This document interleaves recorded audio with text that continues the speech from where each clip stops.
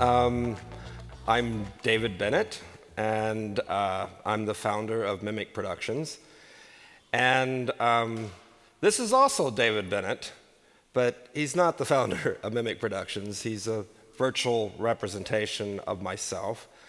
And I'm driving him in real time in Unreal Engine right now, utilizing characters that we build and wearing an XSense suit, as well as StretchSense gloves, and running the facial on an iPhone. And all of this is being transferred in real time in front of your very eyes. But I don't want to talk too much about me. I'm just basically using this as a presenter, and I'd really like to talk more about Mimic Productions and what we do.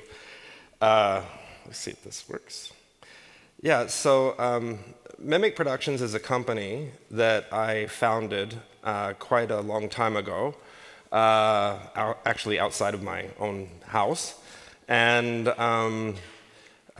we've been running it for quite a long time. And I started it with one vision in mind, is I used to be working on a lot of big films and stuff, and I really wanted to bring digital humans to a lot more other industries and see, because I could tell there was a growing trend amongst digital humans in a lot of other areas. And and so what that led to is us building about 250 projects over the last 9 years, and for a large variety of industries. And we've worked on some pretty cool stuff. Some of the industries that we've worked in are like fashion, music videos, with the artists, some quite well-known artists, movies, gaming, you name it. Anything that needs a digital human, we've kind of taken that on board and done something with it. And what's really great about that is sometimes you get to meet really, really famous people, which is kind of cool because you actually have to, see them and work with them. And it's quite an inspiring thing to do. And since I've had the company, we worked on some famous faces like the Mona Lisa, Kendall Jenner, Kanye West, Keanu Reeves, of course, and many, many more. Or lately, Bjork and Lady Gaga as well. Yeah. And we actually work here in the Silent Green place, right upstairs here. So this is home to us. And I welcome anybody that wants to afterwards to come and visit our studio if you have time. And you can see our mocap, and we have a scanning studio next door as well, at a smaller office.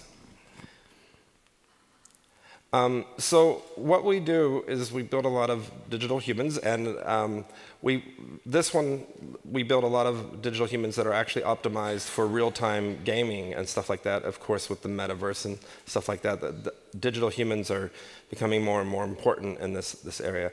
And we really try to find the most optimal way of demonstrating the highest level of quality that we can, but still making it run in a real-time engine with lots of other things going on in the scene, which can be kind of tricky to get right.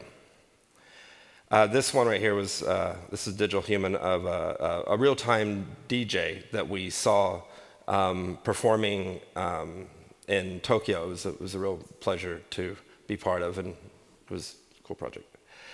So yeah, so in order to get our digital humans and capture them, we built our own scanning system here, and this comprises of over 100 cameras. And these cameras that we have, they take a picture from all around 360 degrees of a person in one single instant, and then we stitch those pictures back together. And we make a scan that's very high resolution, and it looks quite detailed. We also have a second scanner that's more dedicated to the head, which can get like pore level details out of the skin that we developed as well. So we use these on different occasions, whether you want the full body or just a head scanner.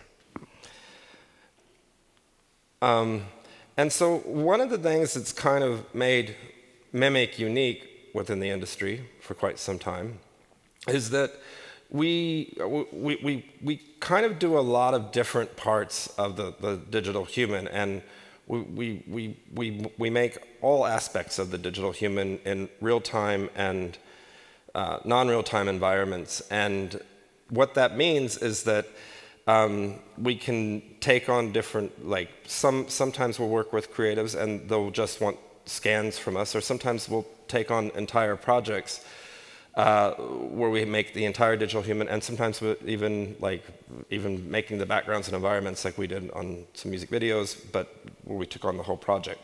But yeah, it's something that we've been continually pushing for quite some time.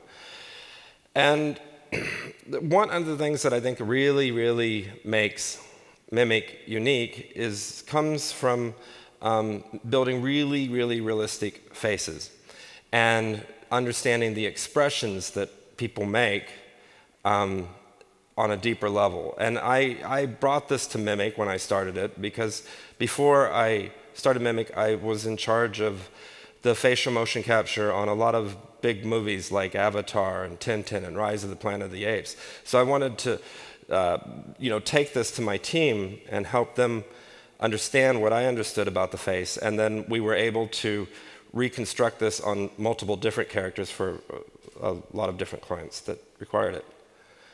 And we've also, of course, motion capture technology, which I'm wearing a lot of it right now. But this is also another bit of our motion capture technology. This is actually from the Matrix 4 and the game that was shot here recently. And this is actually shot right here at Silent Green under the ground. And it was a particularly fun project, of course, because of the Keanu and Carrie-Anne were amazing.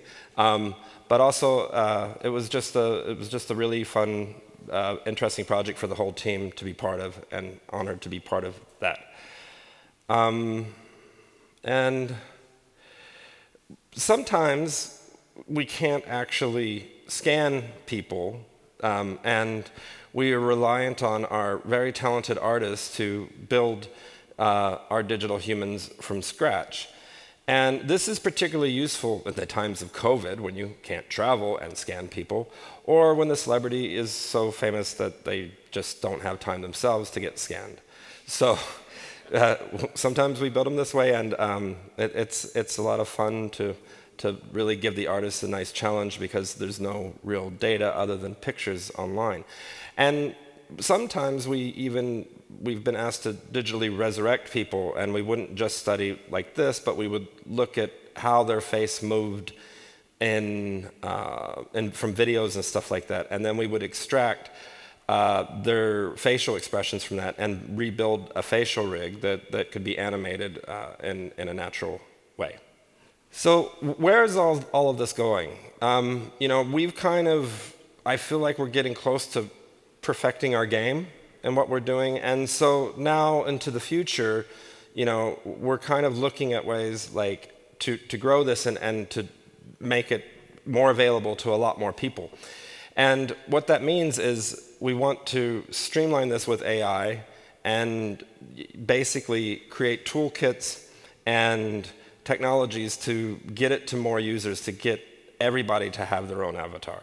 And this is really where we would like to move forward. And this could be done from pictures or from your smartphone, just grabbing your identity and then creating your own digital avatar that you could use.